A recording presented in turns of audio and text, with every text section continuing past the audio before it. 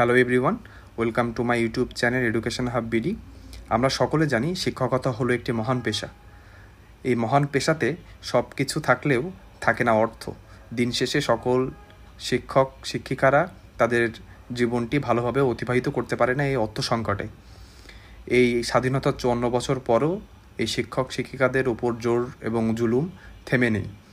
আজকে 13ই আগস্ট বুধবার জাতীয়করণ প্রত্যাশী জোট থেকে একটি আন্দোলনের ডাক দেওয়া হয়, যেটি জাতীয় প্রেস ক্লাব থেকে শুরু করে আমাদের সচিবালয় পর্যন্ত যায় এবং প্রায় 50,000 শিক্ষক শিক্ষিকা ও কর্মচারীদের সমাগমে উপরের মহলের টনক নড়ে এবং জাতীয়করণ প্রত্যাশী জোটের পক্ষ থেকে 10 জন শিক্ষক যান একটি মিটিংয়ে, যেখানে উপস্থিত থাকেন আমাদের শিক্ষা উপদেষ্টা এবং সেখানের শিক্ষা মন্ত্রণালয়ের সচিব ও উপসচিব সহ গণ্যমান্য ব্যক্তিরা।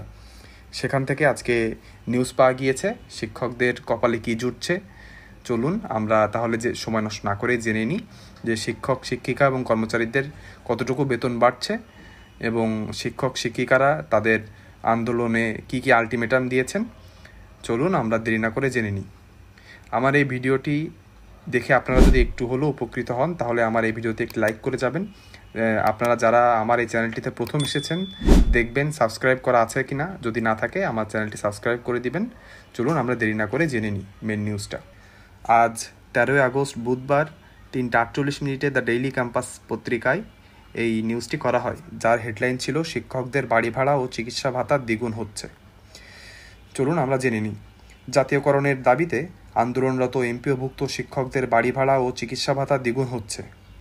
বুধবার 13ই আগস্ট দুপুরে শিক্ষা উপদেষ্টার সঙ্গে শিক্ষকদের বৈঠক শেষে এমন তথ্য জানা গেছে শিক্ষকদের বাড়ি ভাড়া বাবদ ভাতা 1,000 টাকা বাড়িয়ে 2,000 ও চিকিৎসা ভাতা 500 টাকা বাড়িয়ে 1,000 টাকা করার প্রস্তাবনা অর্থ মন্ত্রণালয়ে পাঠানো হয়েছে। সভা সূত্রে জানা গেছে মন্ত্রী ও সংশ্লিষ্ট সবার সঙ্গে অনুষ্ঠিত বৈঠকে সর্বজনীন বদলি বিষয়ে আলোচনা করা হয়েছে।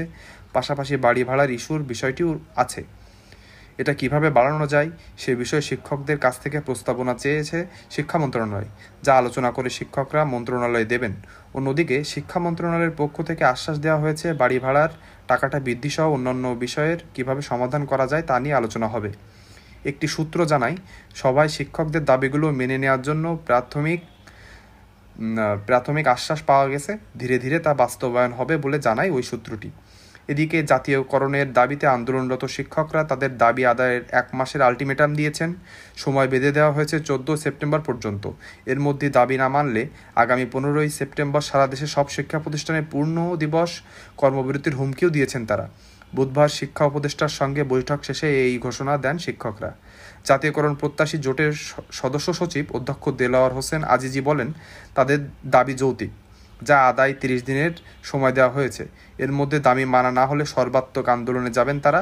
এ সময় 15 সেপ্টেম্বর এমপিওভুক্ত দেশের সব শিক্ষা প্রতিষ্ঠানে পূর্ণাঙ্গ কর্মবিরতির হুঁশিয়ারি দেন তিনি। তাহলে আমরা প্রথম অংশে জেনে নিলাম যে আজকের যে আন্দোলন এবং আন্দোলনের পরিপ্রেক্ষিতে যে জাতীয়করণ প্রত্যাশী জোটের যে আন্দোলনরত শিক্ষকরা মন্ত্রণালয়ে যে কী করেছেন এবং তাদের সভায় কী কী আলোচনা হয়েছে আমরা অলরেডি জানতে পেরেছি। আন্দোলনে আসার আগেই শিক্ষা মন্ত্রণালয় থেকে বাড়ি ভাড়া 1,000 টাকা থেকে 2,000 এবং চিকিৎসা ভাতা 500 থেকে 1,000 করার ডিও লেটার সেটি পাঠায় দেওয়া হয়েছে অর্থ মন্ত্রণালয়ের কাছে। কিন্তু শিক্ষকদের দাবি আরও বেশি। সেখানে আন্দোলনরত শিক্ষকরা যারা গিয়েছিলেন তারা জানতে পেরেছেন কর্মচারীদের উৎসব ভাতা 50% থেকে বেড়ে হয়েছে 75%। এটি শুধু পাবেন কর্মচারীরা, কারণ আপনারা সকলেই জানেন কর্মচারীদের বেতন ভাতা থুপ বরাদ্দ থাকে, তাদের ভাতাটা খুবই নগণ্য। সেখান থেকে উৎসব ভাতা 50% দিলেও তাদের এটা কোনো কাজেই আসে না। সেহেতু সবাই মিলে এটি ধার্য করেছেন যে কর্মচারীদের জন্য শুধু 75% থাকবে উৎসব ভাতা। এবং আন্দোলনরত শিক্ষকরা দাবি জানিয়ে এসেছেন বাড়ি ভাড়া কম করে হলে 20% বাড়াতে হবে এবং চিকিৎসা ভাতা হবে 1,000 টাকা। আমরা সকলেই জানি যে বিগত জুলাই মাসে আমাদের বাজেট সম্পন্ন হয়েছে, যেখানে শিক্ষকদের ভাতা দিয়ে বাড়ানোর জন্য কিছু টাকা বরাদ্দ করা হয়েছে। আমরা সবাই জানি 4.5 লাখ থেকে 5 লাখ শিক্ষক শিক্ষিকা কর্মচারী আছেন এমপিওভুক্ত শাখায়।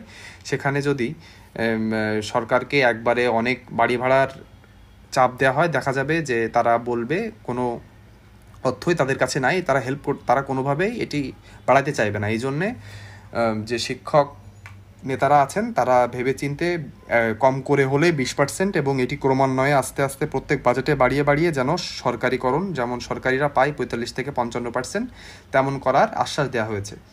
তাহলে আমরা জানতে পারছি স্বাধীনতার এই 54 বছর পর শিক্ষকদের এই কষ্ট দুর্দশা আস্তে আস্তে লাঘব হতে যাচ্ছে। আপনারা সবাই সৃষ্টিকর্তার কাছে সবসময় চাইবেন যেন শিক্ষকরা খেয়ে পড়ে বাঁচতে পারে, কারণ আপনারা জানেন শিক্ষক যদি ভালো না থাকে শিক্ষা এবং শিক্ষার্থীরা কেউ ভালো থাকবে না, কারোর অবকাঠামোগত উন্নয়ন হবে না। তাই আমরা সবাই চাই শিক্ষকরা যেন সসম্মানে সগৌরবে বেঁচে থাকতে পারেন, তাদের জন্য অর্থ কষ্ট না হয়, তারাও যেন ভালোভাবে এই পৃথিবীতে বেঁচে থাকতে পারেন, তাদের সম্মানের সাথে সাথে তারা যেন অর্থটাও পান। এই কথা বলে আজকে এই পর্যন্তই শেষ করব। শেষ করার আগে সবাইকে বলবো, আপনাদের এই ভিডিওটি যদি একটু হলেও উপকৃত করে থাকে আমার এই চ্যানেলটি দয়া করে সাবস্ক্রাইব করে যাবেন। আপনাদের একটি সাবস্ক্রাইব আমার কাজ করার গতিকে আরও বাড়িয়ে দিবে, আমাকে অনুপ্রেরণা যোগাবে। তাই আজকে এই পর্যন্তই, সবাই ভালো থাকবেন, ধন্যবাদ।